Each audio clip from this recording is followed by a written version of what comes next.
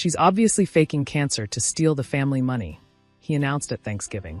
Everyone believed him. Fast forward to court, my medical records, his embezzlement proof, and a judge who didn't appreciate liars. The gravy boat hadn't even made it around the table when my brother-in-law decided to destroy my life. I think we need to address the elephant in the room, Martin announced, standing up like he was about to give a wedding toast. 23 family members turned to look at him, forks suspended midway to mouths. What elephant? My sister Grace asked, though her nervous glance at me suggested she knew exactly what was coming. Lillian's supposed cancer.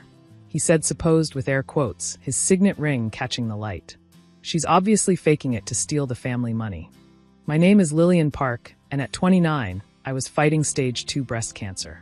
I was also, apparently, fighting my brother-in-law's greed and my family's willingness to believe the worst about me. The silence that followed Martin's announcement was deafening. I set down my fork carefully, my hands trembling, not from emotion, but from the chemo I'd had 3 days earlier. Martin, I said quietly, what exactly are you accusing me of? He pulled out his phone with a flourish, like a prosecutor presenting evidence. I've done my research. No one loses their hair that evenly from chemo. That's clearly a shaved head, not medical hair loss. And you're not nearly sick enough. My college roommate's mom had cancer, and she could barely walk. You still go to work. People respond to treatment differently. I started. And the timing. He interrupted, warming to his theme. Right after Grandma Ruth announced she was updating her will? Suddenly you have cancer and need money for treatment? Please. Grandma Ruth, 84 years old and sharp as a tack, watched from the head of the table. She'd built a small empire in real estate and had announced last month that she was planning to distribute some assets early to help family members who needed it. I'd mentioned my mounting medical bills in passing. That was apparently my crime. I have doctor's notes, I said, looking around the table at my family. Medical records. Test results. Which can all be faked, Martin countered. I know a guy who knows a guy who got fake medical records to get out of a DUI. It's easier than you think. My cousin Beth nodded slowly. You know, Lily, you don't look that sick. And you did just get that new car. A used Honda, I clarified. Because my old car died, and I needed transportation to radiation appointments. Radiation you conveniently schedule when none of us can drive you, Martin added. Almost like you don't want witnesses. Grace shifted uncomfortably beside him, but said nothing. My own sister, staying silent while her husband accused me of faking cancer. I schedule them around work, I explained, though I hated that I felt the need to defend myself. Because I need health insurance. Because cancer is expensive. Or because you're not actually going, Martin suggested. Has anyone here ever seen you at a treatment? Been to an appointment? Seen anything besides a bald head and some fatigue that could easily be faked? The doubt spread around the table like spilled wine. Uncle Ted frowned. Aunt Margaret whispered to her daughter. Even my mother looked uncertain. Mom, I turned to her, disbelieving. You know about my diagnosis. You were there. At the first appointment, she said slowly. But Martin has a point. Since then, you've always gone alone. Because you said it was too hard to see me like that. The betrayal stung worse than any needle. You literally told me you couldn't handle watching me get treatment. Convenient, Martin muttered. Grandma Ruth finally spoke. Lillian, dear, these are serious accusations. What do you have to say? I looked at her weathered face, the woman who'd taught me to be strong, who'd built her fortune through grit and determination.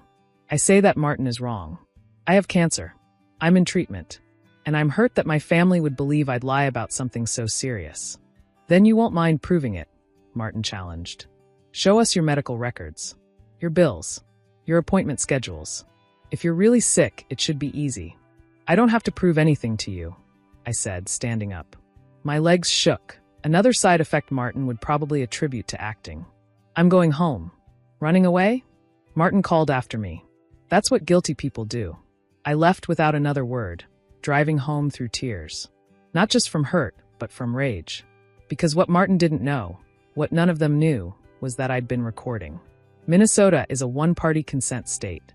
The recording app on my phone had captured everything. His accusations, the family's doubt, my mother's betrayal. All of it. But more importantly, it had captured Martin's slip-up. The one that confirmed what I'd suspected for months. Right after Grandma Ruth announced she was updating her will, the family meeting about the will had been private. Confidential. Only 3 people had been there, Grandma Ruth, her lawyer, and her financial advisor. The only way Martin could have known about it was if he'd been accessing information he shouldn't have. That night, I called my best friend Sarah, who happened to be a forensic accountant. "I need you to look into something," I said. "I think Martin's been stealing from my grandmother." "The same Martin who just accused you of faking cancer?" "That's the one. He knew about a private meeting he shouldn't have known about. And he's trying very hard to discredit me right when Grandma's distributing assets." Sarah's voice sharpened. Classic deflection. Accuse someone else of what you're doing. Send me what you have. What I had turned into a gold mine. Over the next 2 weeks, while my family shunned me and whispered about my fake illness, Sarah dug into Martin's finances. What she found was staggering. Martin had been siphoning money from Grandma Ruth's accounts for 3 years. Small amounts at first, a few thousand here and there. But lately, he'd gotten bolder. The new boat he claimed was from a work bonus, funded by Grandma. The kitchen renovation? Grandma. The investment property he bragged about? All Grandma's money. He's taken close to $300,000, Sarah reported. And he's gotten sloppy. The paper trail is clear once you know where to look. How did he access her accounts? Remember when he helped her set up online banking? He kept the passwords. Been transferring money to shell accounts, then to himself. Classic elder abuse. I sat with this information for days, going to chemo alone, fighting nausea and exhaustion while my family treated me like a pariah. Grace sent one text. "Just admit it and apologize. Martin's willing to forgive you." Martin, willing to forgive me. For having cancer. The decision was made for me when I collapsed at work. Turns out, stress makes cancer treatment harder. Who knew? I woke up in the hospital to find Grandma Ruth sitting beside my bed. "Hello, dear," she said quietly. "How did you know I was here?" "Your emergency contact at work. They called me." She studied my face, taking in the monitors, the chart at the foot of my bed. "This doesn't look like fake cancer to me." "It's not." "I know."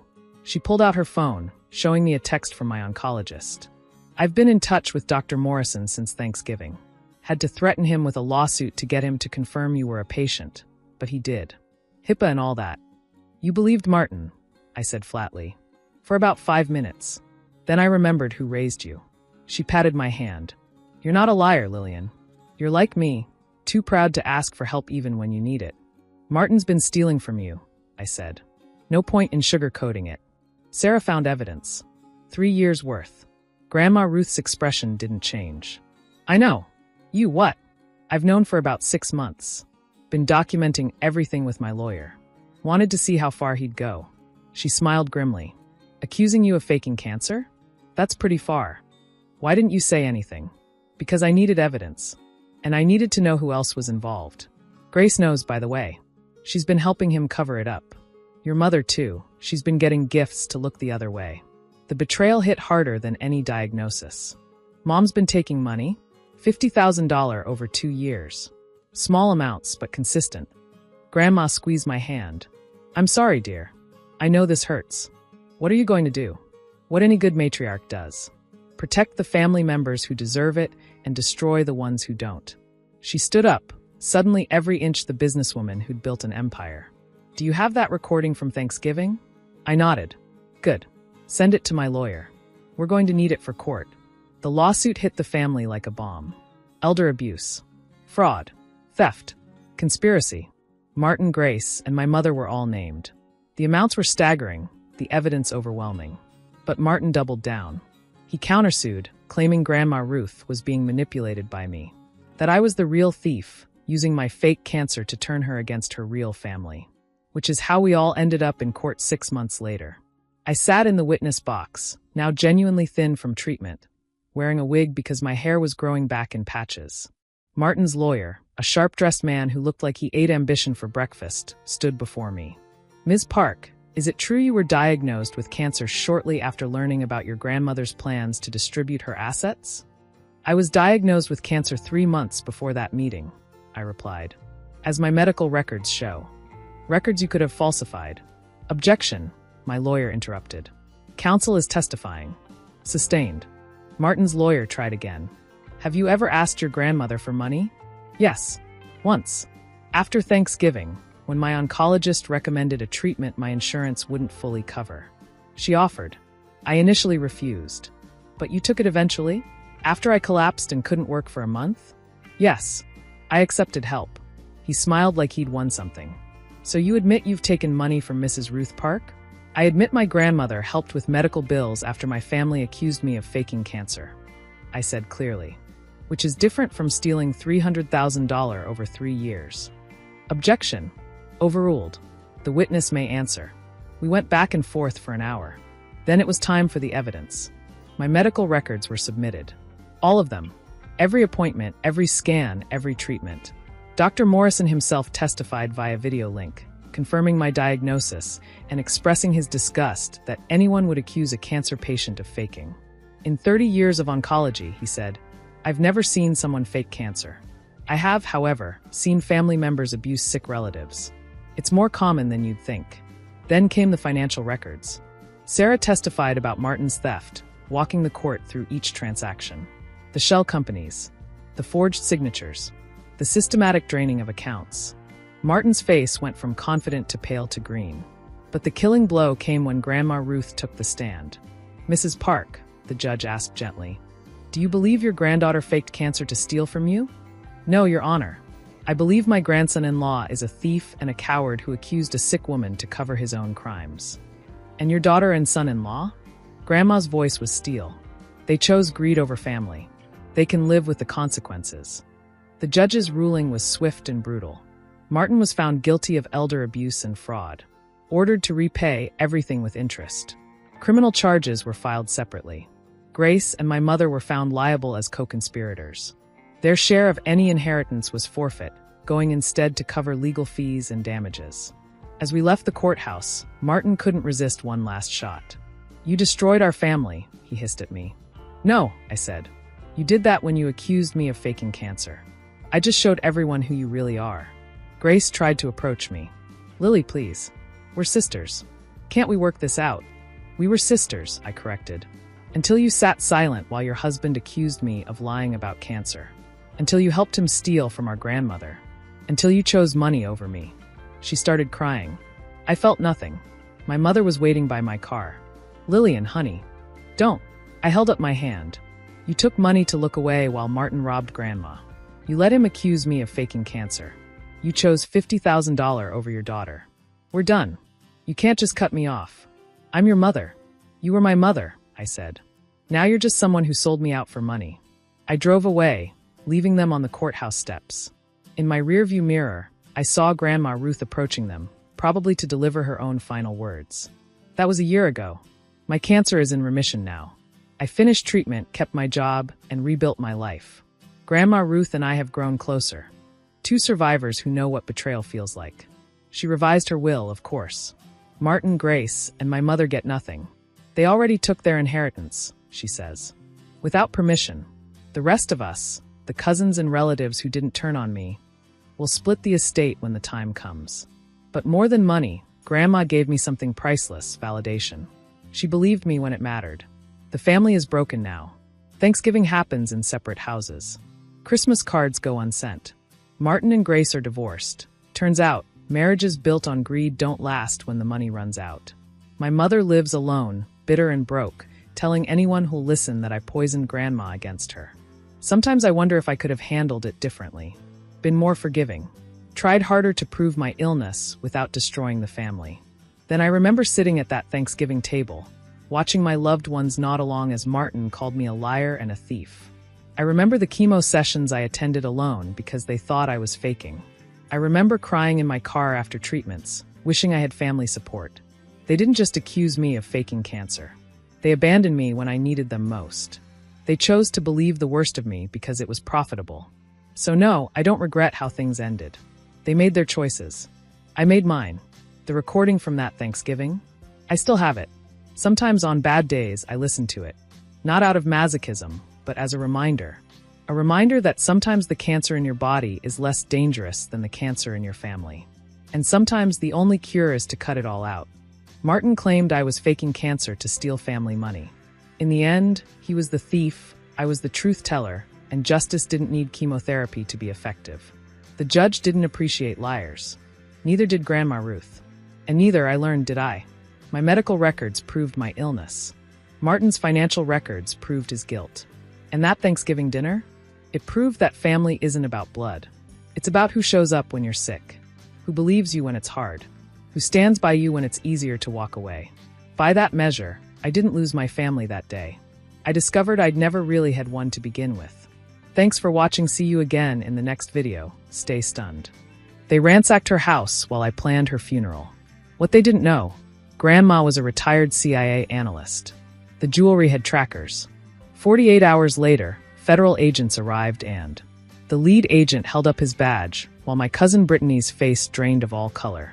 Behind her, I could see the estate sale she'd hastily organized in her garage. My grandmother's entire life spread across folding tables with price tags, including pieces worth more than her house. Federal agents? Brittany stammered. There must be some mistake. No mistake, Miss Caldwell. We're here about stolen federal property. Specifically, items belonging to Eleanor Whitmore. I'm Zara Whitmore, 29, and I was standing in the driveway watching Karma arrive in black SUVs and tactical gear. My grandmother had been dead for exactly 1 week, and my cousins had waited less than 24 hours after her passing to pick her house clean like vultures. What they didn't know, what nobody except me knew, was that Grandma Eleanor wasn't just the sweet old lady who made legendary apple pie and taught at the local community college. She was a retired CIA analyst who'd spent 40 years in intelligence, and she'd prepared for this exact scenario. Zara, Brittany spotted me and her confusion morphed into rage. You called the FBI? Over some old jewelry? I didn't call anyone, I said truthfully. Grandma did. From beyond the grave. Let me back up. My grandmother raised me after my parents died in a car accident when I was 8. While my cousins, Brittany, Trevor, and Melissa, visited for holidays and birthdays with their hands out for money, I lived with Grandma full-time. I knew her morning crossword routine, her hatred of reality TV, and her peculiar habit of cataloging everything she owned in detailed notebooks. What I didn't know until the week before she died was the extent of her former career. Zara, sweetheart, she'd said from her hospice bed, her voice still sharp despite the cancer. There's something we need to discuss. The bottom drawer of my desk, the locked one. Here's the key. Inside, I'd found documents that made my head spin. Commendations from the CIA, photos of her with presidents, and a letter addressed to me. My darling Zara, if you're reading this, I'm gone and the vultures are likely circling. Your cousins have been eyeing my possessions for years, particularly the jewelry they assume is costume. It's not. Each piece was a gift from foreign diplomats, intelligence assets, or grateful governments. They're cataloged with the State Department and several contain tracking devices, a precaution from my paranoid years that I never disabled. If they take them, which they will, the trackers will activate when moved without the proper code. Federal authorities will be notified automatically. It's not theft they'll be charged with, it's possession of classified materials. I know this seems extreme, but they need to learn that greed has consequences. You, my dear, who wanted nothing but my time and stories, will inherit what actually matters. Check the freezer. Behind the ice cream. All my love. Grandma Eleanor. P.S. The apple pie recipe is in the blue notebook. Don't let that disappear too. I'd sat in her room, stunned. Then I'd checked the freezer and nearly fainted. Behind a tub of vanilla ice cream was a manila envelope containing bonds, account numbers, and a note. For the one who loved me, not my things. The next morning, Grandma passed peacefully. I was holding her hand. I'd barely started making funeral arrangements when my phone exploded with texts from the cousins. Brittany, we're at Grandma's house. Where are you? Trevor, the door was locked. We had to break a window. Melissa, already calling dibs on the dining room set. By the time I arrived, they'd ransacked the place. Brittany was stuffing jewelry boxes into garbage bags. Trevor was loading electronics into his truck. Melissa was in the china cabinet, wrapping plates in newspaper. What are you doing? I'd asked, though I knew. Getting our inheritance, Brittany said without looking up. Grandma always said this would all be ours someday. She's been dead for 6 hours. And Trevor hauled out her antique radio. She's not using it anymore. The funeral is in 3 days. Could this not wait? Melissa laughed. So you can hide the good stuff? I don't think so. We know Grandma liked you best. Probably already gave you money. If only they knew. Besides, Brittany added, holding up a ruby necklace, we're doing you a favor.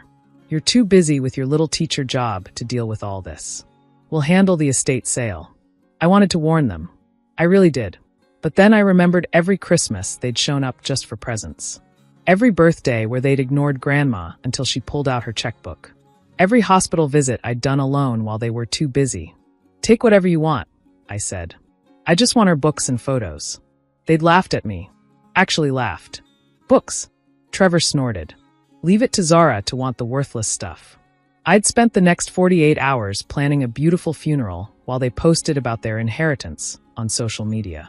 Brittany wearing the ruby necklace to brunch. Melissa showing off antique bracelets. Trevor trying to pawn a medal he thought was military surplus. Then the FBI showed up. Now, standing in Brittany's driveway as agents swarmed her garage sale, I watched years of entitlement crumble. These items, Agent Martinez held up an emerald bracelet, are registered with the State Department as gifts to a federal employee during official duties. They're technically government property on permanent loan. That's impossible, Brittany protested.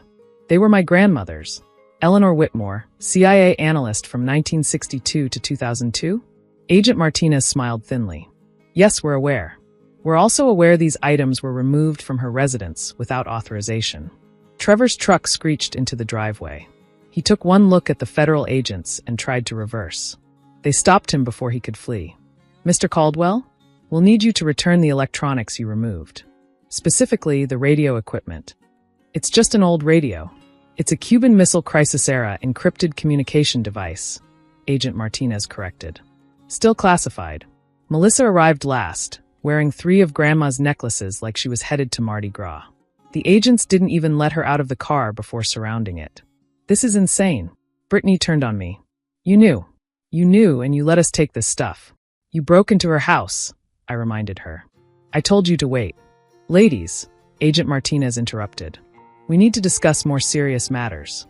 The tracking devices in these items transmitted from multiple locations, your homes, pawn shops, even a casino. Trevor went pale. I needed cash.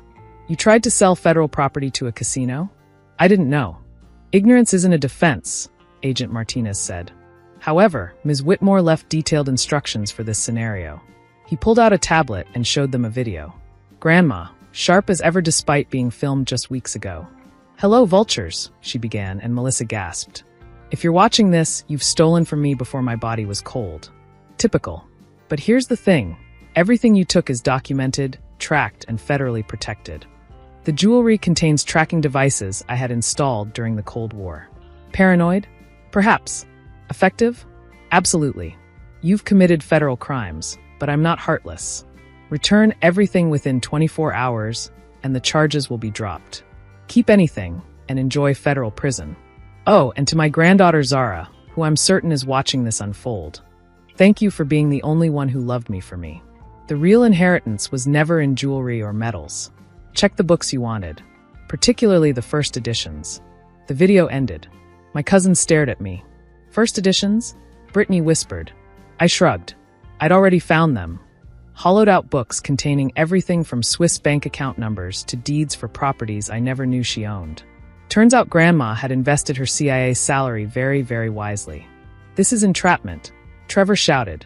This is consequences, Agent Martinez corrected. You have 24 hours. Everything returns to the Whitmore house. Ms. Zara Whitmore will inventory it. And if we refuse, Melissa challenged, then your grandmother's other video gets released. The one where she details every time you've stolen from her over the years. Apparently, she had cameras installed after money started disappearing from her purse during visits. Brittany's bravado finally cracked. She filmed us? CIA analyst, I reminded them. Paranoia was her job. The next 24 hours were delicious. My cousins, who'd spent years treating Grandma like an ATM and me like the help, had to grovel. They returned everything, including items I hadn't even realized were missing. Photographs wore medals, even her reading glasses. Why? Melissa asked as she handed over the last box. Why did she do this to us? She didn't do it to you, I said. You did it to yourselves. She just made sure there were consequences. But the FBI? Trackers? It's so extreme. Is it? You broke into her house 6 hours after she died. You were selling her things before she was even buried. What's extreme is your greed. Brittany, always the ringleader, tried one last manipulation. We're family, Zara. We should share the real inheritance. We are family, I agreed. Which is why I'm not pressing additional charges for breaking and entering. But Cher? Where was that attitude when I was caring for her alone? When she needed rides to chemo? When she was scared and confused in the hospital? We had lives. So did I. I chose to prioritize her. Trevor, surprisingly, was the first to show genuine remorse. We really screwed up, didn't we? Spectacularly. Is there any way to make it right? I thought about it. Grandma left letters for each of you. Not videos, letters. Personal ones. Read them. Maybe you'll understand who she really was beyond the dollar signs. I handed out the letters she'd entrusted to me. Each one sealed. Each one containing words I hadn't read, but knew would be both loving and brutal. Grandma had that gift. As they left, Agent Martinez approached me. Your grandmother was a legend at the agency. One of the best analysts we ever had. I had no idea until this week. She kept saying her greatest accomplishment was raising you. Said you were the only one who saw her as a person, not a bank account or a burden. Tears pricked my eyes. She was never a burden. No, he agreed. She was a patriot who served her country and raised a granddaughter worthy of her legacy. The agency would like to invite you to her official memorial service. Directors from 3 decades want to pay their respects. She would have hated the fuss. I laughed through tears. Probably, but she would have loved showing you off. After the agents left, I sat in Grandma's house, my house now, and opened the letter she'd left for me. My dearest Zara, by now, the wolves have been dealt with and you're probably feeling guilty. Don't. They earned this lesson through years of greed and neglect. You, my darling girl, earned everything I left you through love. Not obligation, not manipulation, just love. Every day you chose to see me as Eleanor, not as a checkbook or a chore. The money and properties will give you security, but they're not your real inheritance. That's in the photos on the mantle. Us at your graduation, your first day teaching, Sunday dinners where we talked about everything and nothing. It's in the stories I told you about my work, carefully edited for classification but true in spirit. It's in knowing you're capable of anything, because you come from a line of strong women who changed the world quietly. Use the money to travel. See the places I only read about in intelligence reports. Fall in love with someone who sees you the way you saw me, as a complete person worthy of time and attention. And please, for the love of all that's holy, don't let those vultures guilt you into sharing. They had 29 years to love me and chose not to. You had 21 years and chose love every single day. That's why you inherit everything, my darling. Because you already understood what was truly valuable. All my love. Grandma. P.S. Agent Martinez is single and age-appropriate. Just saying. I laughed, crying, and made a mental note to burn that postscript before the memorial service. 3 months later, at Grandma's CIA memorial, I met dozens of people who'd worked with her. Each had stories about her brilliance, her wit, her terrifying ability to connect dots others missed. She tracked Soviet assets the way she tracked your cousins. One retired director laughed. Efficiently and without mercy. My cousins weren't invited. They'd received their letters, which apparently contained detailed accounts of every birthday forgotten, every visit cut short, every time they'd asked for money while ignoring her attempts at real conversation. Trevor had called, crying, to apologize. Melissa had sent a long email about understanding her failures. Brittany maintained radio silence, but I heard she'd started volunteering at a senior center. Growth comes differently to different people. As for me, I kept teaching, but I also started traveling. Turns out Grandma had safe houses in 12 countries. Retirement gifts from grateful nations, the CIA explained. I donated most to refugee organizations, but kept a small flat in Paris, where she'd apparently spent a year in the 70s doing something still classified. The jewelry went to museums, properly displayed with placards about Eleanor Whitmore, CIA analyst and unsung Cold War hero. The trackers were disabled, probably. And every Sunday, I make her apple pie using the recipe from the blue notebook, in the kitchen of the house she left me, surrounded by photos of our life together. The cousins had ransacked her house looking for treasure. They'd found it, just not the kind they'd expected. They'd discovered exactly what Grandma thought of their greed, delivered by federal agents and tracked by Cold War technology. But me? I'd found treasure too. In first edition books and Swiss bank accounts, yes, but more importantly in the knowledge that I'd been raised by a certified badass who'd loved me enough to ensure I'd never be taken advantage of. She'd protected me even in death, using skills honed over decades in intelligence to teach one final lesson. Love freely given is worth more than anything taken by force. The FBI at my cousin's door wasn't just about stolen jewelry. It was Grandma's final mission, protecting the granddaughter who'd loved her from the vultures who'd only loved her assets. Mission accomplished. Thanks for watching. See you again in the next video. Stay stunned.